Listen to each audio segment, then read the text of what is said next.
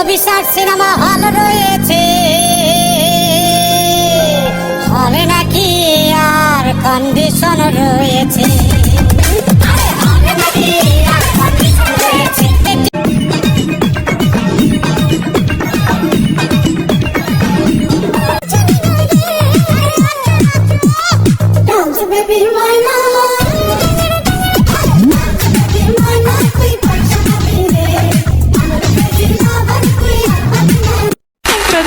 ওই দেখ, সুন্দর হয়ে গেছি, সুন্দর।